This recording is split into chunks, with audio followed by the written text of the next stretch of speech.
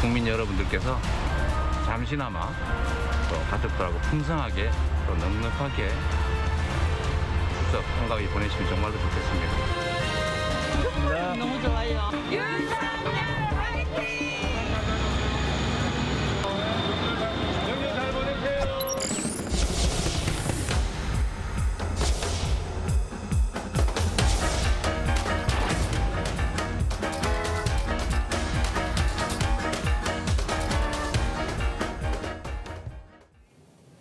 추석 연휴 기간에도 정치권은 내년 3월 9일에 있을 대선을 향해서 분주하게 움직이고 있습니다. 네. 추석 이후의 민심이 과연 어떻게 흘러갈지가 이 향후 대선 전국에서 중요한 변수가 될 것으로 보입니다. 네, 두 분과 함께 자세한 이야기 나눠보도록 하겠습니다. 김병민 전 국민의힘 비대위원, 김두수 시대정신연구소 대표 함께합니다. 네, 연휴 안녕하세요. 잘 보내셨습니까? 반갑습니다.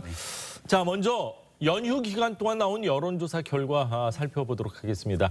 윤석열, 이재명 두 후보가 조사 기관에 따라서 좀 엎치락뒤치락 접전을 벌이고 있습니다. KBS가 한국 리서치에 의뢰한 조사에서는 이재명 후보가 선두를 차지했습니다. 네. 그리고 또 TBS가 한국 사회 여론조사에 의뢰한 조사에서는 윤석열 후보가 상승세를 보이면서 이재명 후보하고 접전을 벌였습니다. 자, 캠프 내에서는 조사 결과 어떻게 보고 있습니까? 네, 추석 밥상 민심에서 윤석열 후보에 대한 지지세가 계속되고 있다. 캠프에서는 이렇게 판단을 하고 있습니다. 네. 지금 보고 있는 여론조사 결과마다 조금 다른 해석들이 나오고 있는데요. 전화 면접에 대한 여론조사에서는 윤석열 후보에게 다소 좀 불리한 여론조사 결과가 나오고 예. ARS 여론조사에서는 윤석열 후보가 압도적인 선두권을 달리는 여론조사 결과들이 수차례 나옵니다.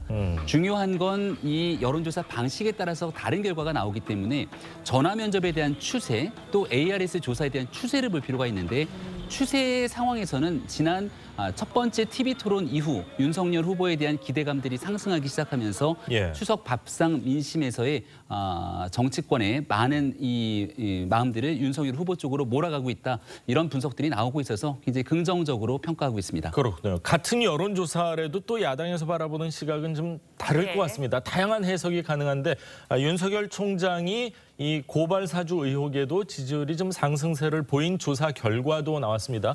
이 부분은 어떻게 해석을 해야 될까요? 선거가 지금 여야 모두 경선이 이제 막 치열하게 한쪽은 뭐 막바지로 향해 가고 있고 한쪽은 이제 시작을 했는데 맞습니다. 여야가 이렇게 이제 대결할 때는 1위 후보를 달리는 쪽으로 좀 쏠리는 현상이 있습니다. 그래서 윤석열 후보가 TV 토론에서 그렇게 뭐 빛나게 잘한 것 같지는 않고요. 그냥 상당히 방어적으로 했는데도 불구하고 윤석열 후보의 지지율이 좀 올라간 내용은 그런 1위 후보의 효과, 두 번째로는 이 고발 사주 사건이라든지 이런 게 터지면 대체로 또 지지자들이 결집하는 현상도 있습니다. 그래서 예.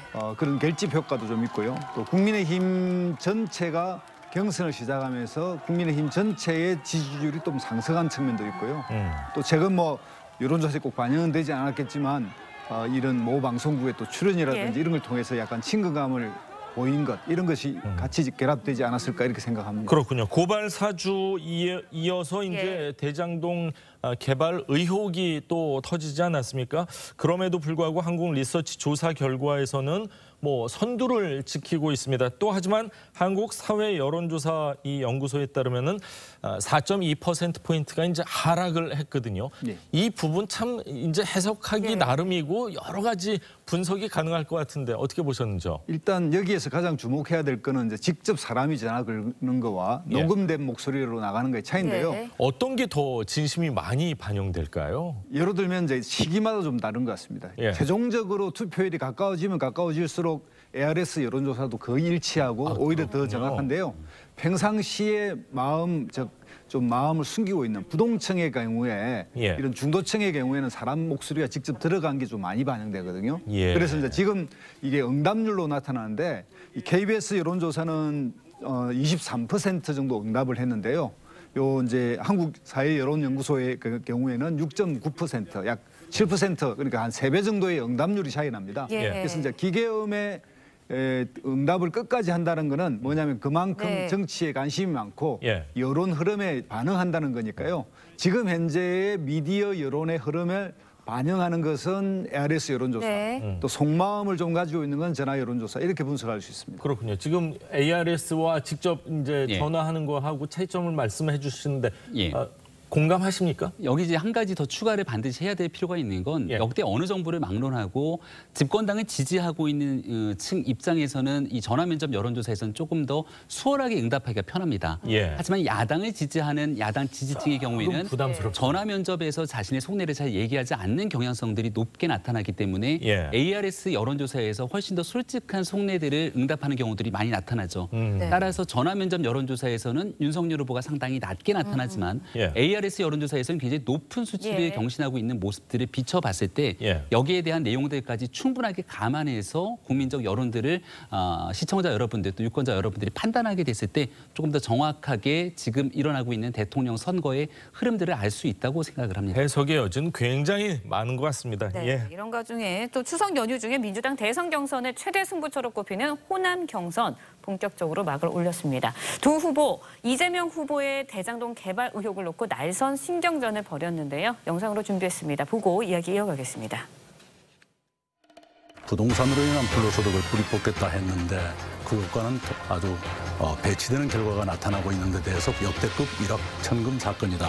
당군 이래 최대의 부동산 불로소득을 환수한 사업이다 말씀드리고요. 어찌되었건 1,100배가 넘는 이익을 봤다는 것이 국민들께 납득이 안 되고 있습니다. 이게 정말로 부정사업이라고 생각하십니까? 턱없이 많은 이득을 얻은 것은 당연히 국민들로부터 의아함은 받을 만하죠. 정말 단 1원이라도 부당한 이익을 취했으면 이제 후보 사퇴하고 공직 다 사퇴하고 그만두도록 하겠습니다.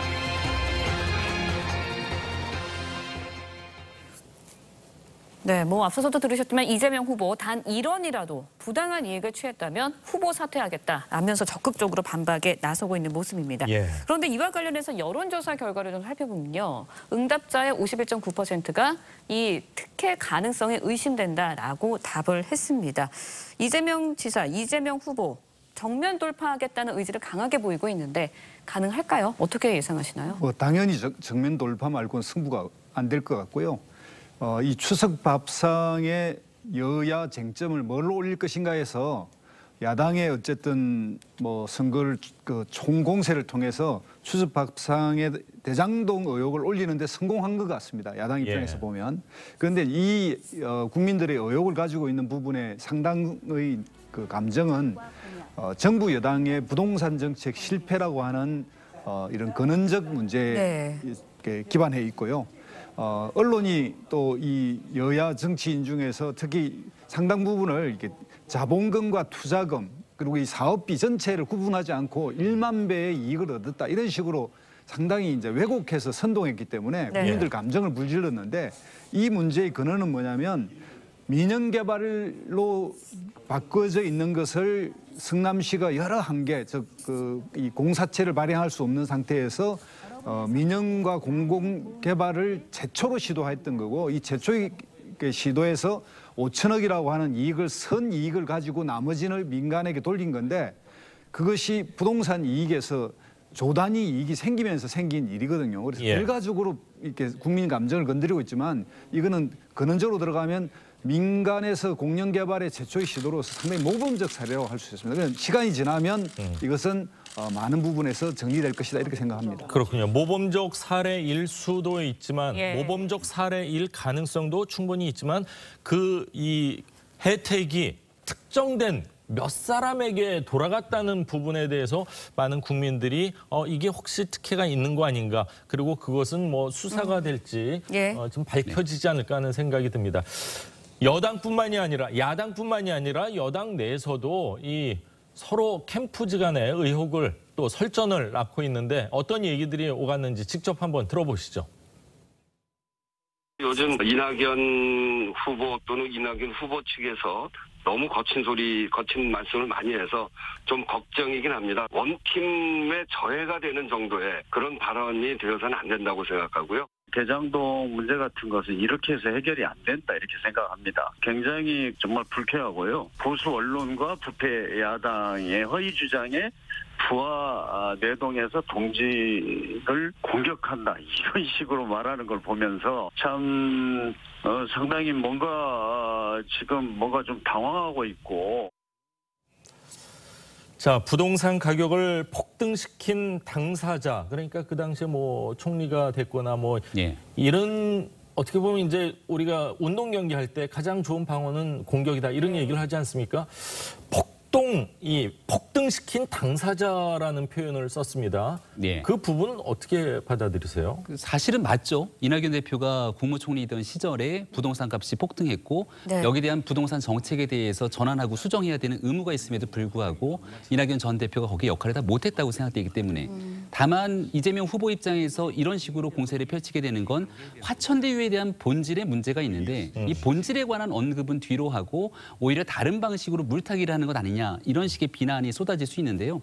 이번 추석 명절 동안 저도 SNS, 카카오톡 등으로 굉장히 많은 이 명절 인사들을 받게 되는데 예. 이번 한가위에는 화천대유 하세요라고 하는 이 메시지가 젊은 층들 사이에서 굉장히 많이 퍼지기 시작했습니다. 저는 젊지 않은데 사실 여러 군데서 받았습니다. 예. 예.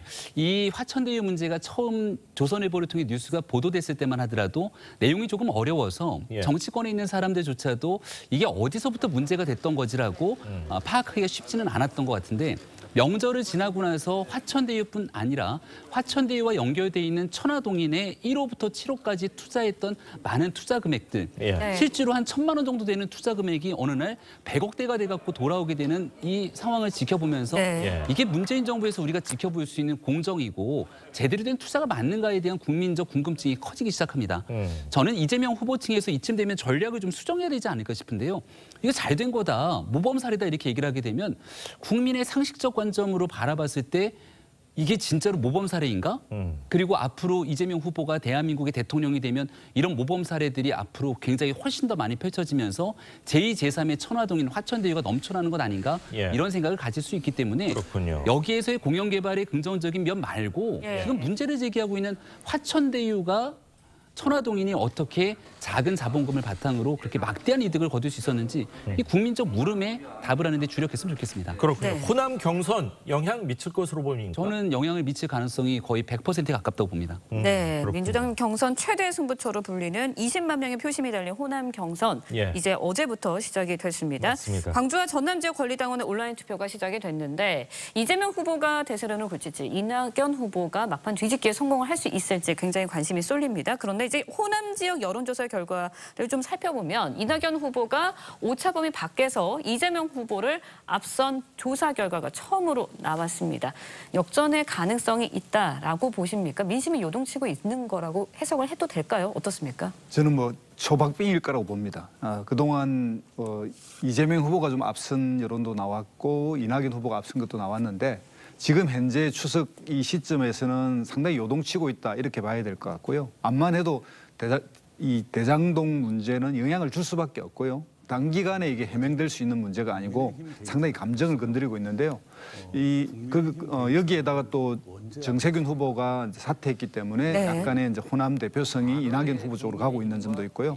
또 본인이 의원직을 사퇴해서 배수진을 쳤다라는 이런 것도 이렇게 영향을 줄 수 있습니다. 그래서 호남은 대체로 이제 전통적인 전략 투표를 하는 곳인데 예. 이 전략 투표에서 약간 이재명 후보를 좀 더 견제할 것이냐, 아니면 약간 좀 더 이렇게 대세론을 형성시켜줘야 하는 거에 대한 갈림길에 있는 것 같고요. 요 이제 일주일이 이 호남 부분에 이제 투표 20만이지만 예. 또 2주 뒤에는 두 번째 이제 선거인단 투표가 있기 때문에 이 예. 한 일주일이 굉장히 중요한 시점인 것 같고 그래서 이낙연 후보 측이나 이재명 후보 측에서 이 문제에 관한 해명이 상당히 치열해졌습니다. 그러니까 뭐 5년 전으로 돌아가 봐도 그때도 굉장히 치열했는데 예. 그만큼 이제 고비다 이렇게 생각이 듭니다. 그렇군요. 지금 대장동 특혜 의혹 같은 경우는요. 특혜일 가능성이 높다 이렇게 본 게 전국적으로는 51.9%인데 호남에서도 역시 45.4% 예. 생각보다 굉장히 높거든요. 그리고 모범적인 공익 사례다. 이게 전국적으로 24.1% 이렇게 보고 있는데 호남에서는 모범적인 공익 사례다 27.5%. 그러니까 특혜 의혹은 전국보다는 조금 낮으면서 그리고 모범적인 사례라고 보는 예. 거는 조금 높게 나왔습니다. 호남에서도 45% 넘게 특혜 의혹을 받았다고 하면은 투표 결과에 지대한 영향을 끼칠 것 같습니다. 그리고 오늘이 수요일이니까 토요일, 일요일이 예. 광주 전남이고 전라북도 이렇게 계속 연결되지 않습니까? 예, 그렇습니다. 예. 이게 이제 이 민주당의 이 투표가 사전에 이루어지거든요. 그래서 네. 이제 그제는 투표가 됐고요. 예. 오늘부터는 이제 투표 안 한 사람에 대해서 이제 뭐 밀어내기 식으로 직접 전화를 걸어서 ARS 응답하게 하는 식으로 하고 있습니다. 그래서 이 시점이 굉장히 중요한 시기인데요. 뭐 아까도 이제 이야기했지만 네. 이런 뭐 하천대유라든지 천화동이라든지 이런 말이 갖는 상당히 좀 우리가 일상으로 익숙하지 않은 용어가 나오고 한국 사회에서 시행이라고 하는 그러니까 시공 시행 이래서 토지 개발 전반을 정확하게 잘 모르는 입장에서는 굉장히 이제 의혹이 있어 보이고 그런데 이제 성남시 같은 경우에는 50억을 그 50억 전체 자본금 중에서 25억을 출자해서 25억을 다 돌려받아서 5,500억을 확보했으면 사실은 이익이 무한대의 이익을 얻었다고 볼 수도 있거든요. 그러니까 이제 그런 1만 배의 이익이다 이런 식의 일종의 이제 그 정확하게 이제 이 자본금 이야기를 안 하고 국민들 감정을 건드리는 이야기를 하니까 여기에 일시적으로 반응은 할 수 있으나 차분히 훑어보면 한국 사회에서의 민간이 100% 이걸 만약 개발했다면 그들은 얼마의 이익을 얻었을 것이냐. 민간 100%를 하게끔 한 그것을 계속 추진했던 정부는 어디인가 이런 걸 생각해 보면 공영개발을 같이 하면서 이것을 이익을 나눴다는 측면은 다시 한번 돌아봐야 된다 이렇게 생각이 듭니다. 그렇군요. 그럼에도 불구하고 특정한 몇몇에게 너무 과도한 이익이 돌아갔다. 국민들은 그렇게 보기 때문에 여론조사 결과도 50% 이상이 지금 특혜 의혹이 있을 가능성이 높다 이렇게 보는 것 같은데 이낙연 후보는 지금 계속 주장하는 것 가운데 하나가 지금 당장 결정하기 어려우시면은 최소한 결선 투표까지는 좀 가게 도와주십시오. 이렇게 읍소 전략을 하고 있는데 가능할 거라고 보십니까? 이번 호남에서의 선거인단이 어떤 결정을 내리는가가 저는 큰 분기점이 될 거라고 생각을 합니다. 지금 우리가 이 대장동 특혜 개발 문제가 터지기 전까지만 하더라도 무난하게 이재명 후보의 완승으로 결선 투표 없이 끝나지 않겠는가라고 하는 여론들이 상당했는데 추석 연휴를 지나면서 화천대유, 대장동에 대한 개발 문제를 둘러싼 여론이 정말 심상치가 않습니다. 여기에 만약 호남 지역을 중심으로 하는 민심이 흔들리기 시작하고 이낙연 후보에게 뭔가 한번 해볼 수 있다는 가능성이 점쳐지는 순간 50% 과반의 이재명 후보가 확보하지 못하게 된다면 결선 투표를 갈 수도 있고요. 그 상황에서 만약 결선 투표가 펼쳐지게 된다면 과거 2002년도에 대역전 드라마를 썼던 노무현 전 대통령처럼 실제 결선 투표 이후로는 어떤 결과가 파생될지는 아무도 예측하기가 어려울 겁니다. 따라서 저는 앞서도 설명을 드렸지만 여기에 대해서 공영개발은 내가 잘했다. 그리고 무조건 이것은 나와 관계없다로 끌어내기식 대응을 이재명 후보가 하고 있는데 여기에 대해서 그렇게 자신이 있다면 관련된 의혹들이 있는지 없는지를 살펴보기 위해서 특검을 비롯한 모든 국민적 의혹을 해소하기 위한 방안에 동의한다라고 더 적극적인 해명, 여기에 대한 행동에 나서야 되는 것이 이재명 후보의 역할이 아닐까 이런 생각이 듭니다. 네, 이번에는 국민의힘 대선 주자들 이야기도 해보도록 하겠습니다. 윤석열 후보 연휴 기간 동안 예능 데뷔전을 치렀습니다. 예능에 출연해서 젊은 세대의 표심을 좀 잡는 듯한 모습을 보였는데 캠프에서는 어떻게 보시나요? 예능에 출연했을 때 분당 최고 시청률이 두 자릿수를 돌파했다고도 하고요. 이건 MZ세대뿐 아니라 세대를 막론하고 굉장히 많은 국민들께서 추석에 참 흐뭇하게 그 관련 방송들을 바라봤다 이렇게 생각하시는 분들이 많은 것 같습니다. 정치 얘기는 굉장히 좀 최소화시키기도 했고 윤석열 후보가 왜 정치에 참여하게 됐고 지난날 어떤 일들이 있었고 또 윤석열 후보에 대해서 알지 못했던 친근한 모습들을 저 예능 방송을 통해서 알게 됐는데 이번 추석 연휴 기간 동안에 윤석열 후보가 보여줬던 먹방에서의 계란말이, 이 뚱뚱하게 만드는 계란말이를 어떻게 한번 비슷하게 만들어 볼까 같이 참여하게 되는 모습까지 나타나는 측면들을 지켜보면서 이번 예능으로 윤석열 후보가 갖고 있는 기존의 본 모습을 국민과 유권자들에게 있는 그대로 보여드리는 데 성공한 면이 있었다라고 저희는 평가하고 있습니다. 그렇군요.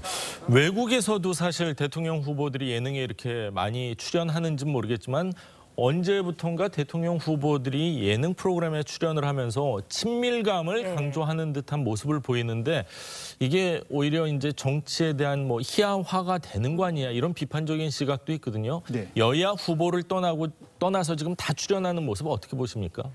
제가 기억하기로는 그 1997년 김대중 대통령이 모 방송 아침마당에 나와가지고 의외의 모습을 보이면서 이제 이미지 개선을 했고요. 그거는 예능이 아니라 예. 그 정도는 교양 프로그램이라고 가깝습니다. 봐야 될 것 네네. 같습니다. 또 조금 더 예능에 가까운 거는 2012년에 예. 모 방송인 이제 힐링 캠프에 안철수 후보가 나오면서 아, 네. 그렇네요. 그때 당시는 후보라고 불리지 않으면서 이제 새로운 현상을 불러일으켰고요.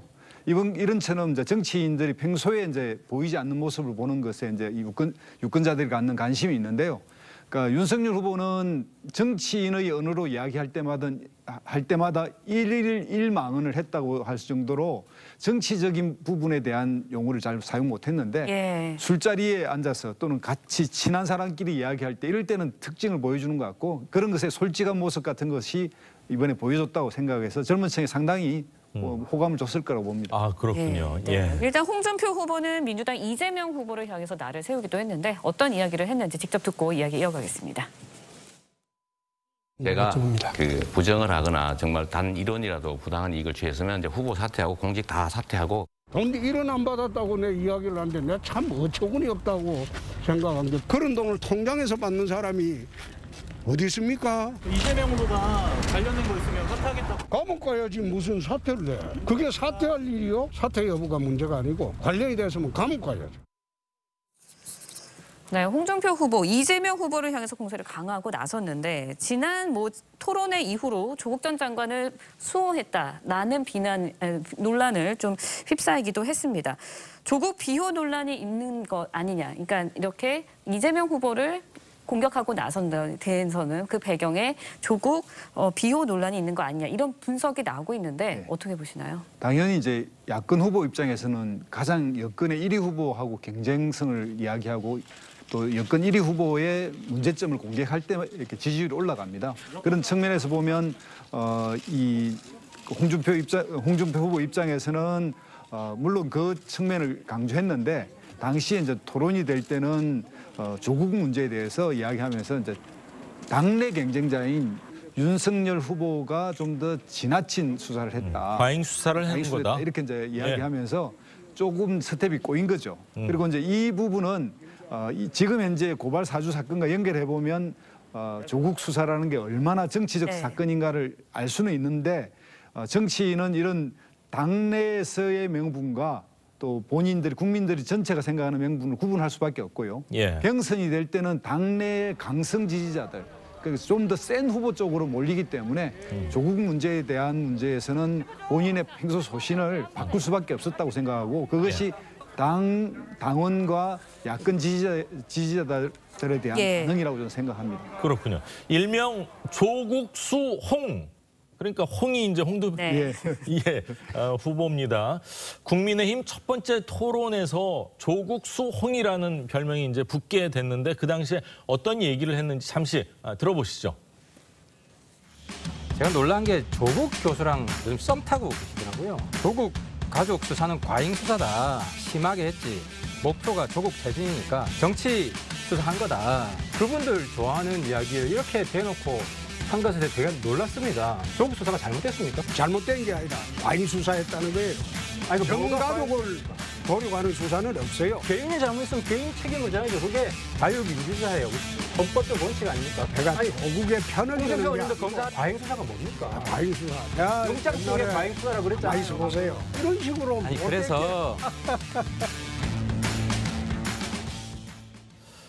자, 내일 국민의힘 대선 주자 두 번째 토론회가 있는데 홍준표 후보가 이 조국수홍이라는 첫 번째 토론회에서 이런 별명을 얻었는데 어떤 전략의 변화가 있을 것으로 예상되십니까? 아니면 좀 과잉 수사다 이걸 계속해서 유지할 것 같습니까? 본인도 해명했지만 전략을 변화시킬 수밖에 없습니다. 현재 국민의힘 지지자 입장에서 보면 상대편 편드는 것처럼 보이기 때문에 이거는 뭐 수정할 수밖에 없는 거고요.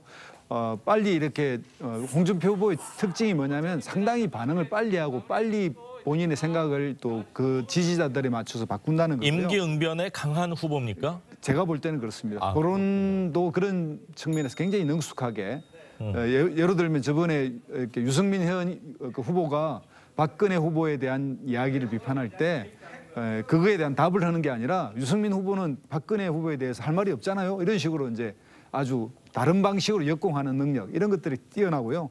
그래서 이번에는 그 부분에 대한 이야기를 통해서 이제 이재명 후보에 대한 집중적 공격을 할 것 같고요. 두 번째로는 윤석열 후보는 여전히 정치인으로서는 아마추어다 이렇게 이제 할 것 같습니다. 그래서 그렇군요. 조국 문제에 대해서는 이제 피해가지 않을까 이렇게 생각이 듭니다. 네. 과잉 수사다 이렇게 얘기를 네. 했지만 우리가 다 기억하는 거 아버지가 이제 강남구의 어느 여고 선생님이면서 쌍둥이 딸에게 그 시험지 유출한 거 아니냐 이런 재판이 이루어졌을 네. 때 고등학생들도 다 기소가 됐거든요. 이게 과잉 수사라고 봐야 됩니까? 어느 정도 어느 수준이라고 봐야 될까요? 일관성의 측면에서 바라봤을 때 홍준표 후보가 과거 2019년 조국 전 장관 가족 수사가 있었을 때 SNS 등을 통해서 했던 정치적 메시지와 지금 대통령 후보로 나섰을 때의 메시지를 비교해 보면 많은 부분들이 차이가 있다고 아마 느끼실 거라고 생각을 합니다. 조국 전 장관 가족 등에 대해서 이 관련된 수사들이 진행이 됐고 재판받는 과정 내내 정말 단 하나의 혐의에 대해서도 여기에 대해서 인정하는 듯한 모습을 보이지 않았던 문제 때문에 재판부에서도 그리고 많은 국민들의 분노를 자아낸 것이 아닌가라는 생각을 갖고 있고요. 여기에 대해서 있는 그대로 아마 국민들께서 다 지켜보고 판단하고 계시기 때문에 홍준표 후보가 더 이상 남은 토론회 기간에서 조국 전 장관 문제에 더 적극적인 옹호라는 듯한 모습들은 아마 보기 어려울 거라고들 생각하는 것 같습니다. 네. 자, 여기서 저희가 민주당과 국민의힘에 조금은 악재가 될 만한 두 가지 소식을 좀 짧게 좀 얘기를 하겠습니다. 민주당 하홍기 청년 대변인이 자신을 비판한 개그맨에게 다른 사람 전화를 이용해서 욕설, 막말을 쏟아냈다 이런 지금 보도가 나오고 있습니다. 욕설 자체는 부적절하고 반성 중이다 이런 입장을 밝혔는데 윤석열 캠프에서는 지금 당장 대변인 관둬야 되는 거 아니에요? 이렇게 공세를 펼치고 있는데 어떻게 보셨는지요? 정치인의 덕목은 평상심을 유지하는 겁니다. 아무리 뭐 화가 나는 일이 있더라도 인내해야 되는데 이 부분에 대해서는 충분히 반성하고 사과해야 될 일이고요. 또 이게 개인적으로는 뭐 본인은 이제 이게 부대변인이 개그맨한테 한 게 아니라 유튜브와 유튜브로서 한 거다. 그리고 이게 9월 초에 있었던 일이고 그래서 이제 조금 해명을 했습니다만 뭐 해명이 통하겠습니까? 그래서 충분히 이렇게 반성하고 성찰할 일이다 이렇게 생각이 듭니다. 네. 얼마 전에 이제 김승원 민주당 의원의 GS 지지 이 SNS 글 때문에 국회의장을 상대로 했죠. 한참 논란이 된 바 있지 않았습니까? 그때 신속하게 국회에서 윤리위원회 징계 등에 대한 언급들이 있었지만 아직 그 결과를 보지 못하고 있습니다. 그렇네요. 국민들을 대표하고 있는 정치인들의 이 언행이기 때문에 더더군다나 귀감이 되는 말을 써야 되는 건 매우 당연한 일일 텐데 여기에 대한 문제가 생기더라도 이걸 아무렇지 않은 듯 넘어가게 되니까 이제 청년 대변인까지 나서서 이런 막말에 대한 공방이 이어지는 게 아닌가 싶은데요. 문제가 됐을 때 신속하게 자숙하고 또 여기에 대한 책임을 지는 모습을 보여주는 게 국민들께서 원하는 정치인의 자질이 아닐까 이렇게 생각합니다. 네. 그런가 하면 이제 국민의힘에서는 장제원 의원의 아들인 래퍼 노엘 씨가 집행유예 기간에 무면허 운전을 하다가 음주 측정을 요구한 경찰관을 폭행한 혐의로 입건이 되는 일이 벌어졌습니다. 노엘 씨 죗값을 모두 받고 피해를 입은 분들께 죄송하다라는 입장을 내기도 했지만 앞서 이제 윤인숙 전 의원 같은 경우에는 부친의 부동산 투기 의혹 때문에 의원직을 사퇴하고 13일에 사퇴안이 가결이 됐습니다. 맞습니다. 장제원 의원이 윤석열 전 검찰총장 캠프에서 총괄실장을 맡고 있는 상황이다 보니까 이번에도 이렇게 계속하는 것이 타당한 것이냐 이런 지적도 일고 있거든요. 본인이 한번 생각해봐야 될 일일 것 같은데요. 시중에는 그런 이야기 있습니다. 골프하고 자식은 자기 마음대로 안 되는 거라고. 그런 이야기도 있지만 또 다른 이야기는 아들은 아버지의 뒷모습을 보고 배운다 이런 말이 있습니다. 그래서 뭔가에 평상시 좀 어떻게 아버지가 이제 행동하고 말했느냐 이런 거에 영향을 받기 때문에 이제 그 점도 한번 생각해봐야 될 것 같고요. 장제원 의원은 이전에도 이 고발 사주 사건에 가장 김웅 의원한테 보내는 게 아니라 가장 친한 전정식 의원한테 보내지 왜 그랬을까 뭐 이런 이야기를 했는데 또 정점식 의원이 결국은 고발 사주의 고발장을 또 중간에 이렇게 전달하는 역할을 했기 때문에 이런 역할을 통해서 보면 장제원 의원이 조금 뭐 이런 말이나 이런 것들을 좀 거침없이 막 하는데 이런 것이 영향을 가지고 있지 않나 이런 생각이 듭니다. 그렇군요. 장제원 의원 입장에서는 참 난감할 것 같아요. 그리고 지금 말씀을 하셨지만 자식이 참 마음대로 안 되거든요. 어제 오늘 일이 아니죠. 얼마 전에는 SNS 글 때문에 또 한 차례 논란이 된 바가 있었고요. 지금은 집행유예 기간에 일어났던 일이기 때문에 아마 구속 여부를 두고 조만간 결정이 될 텐데 가중처벌도 충분히 또 아버지의 입장에서 봤을 때는 아들이 구속돼서 이 징역을 살지 모르는 상황에서 겪게 될 그 심적 고통은 이루 말하기가 아마 어려울 겁니다. 그러니까 본인 스스로 통제될 수 없는 부분 속에서 국민께 고개 숙여 송구한 마음을 아마 장제원 의원이 충분히 갖고 있을 거라 보고 그러한 내용들을 덧붙여서 더 정치에 대한 본인이 국회의원 신분으로 있기 때문에 의정활동으로 훨씬 더 대한민국 위해 봉사하는 마음으로 지내지 않을까 생각합니다. 그렇군요. 힙합계에서도 이렇게 비난 성명을 낼 정도입니다. 예. 자, 추석 연휴 마지막 날인데 김병민, 김두수 두 분 말씀은 오늘 여기까지 듣도록 하겠습니다. 말씀 감사합니다. 고맙습니다.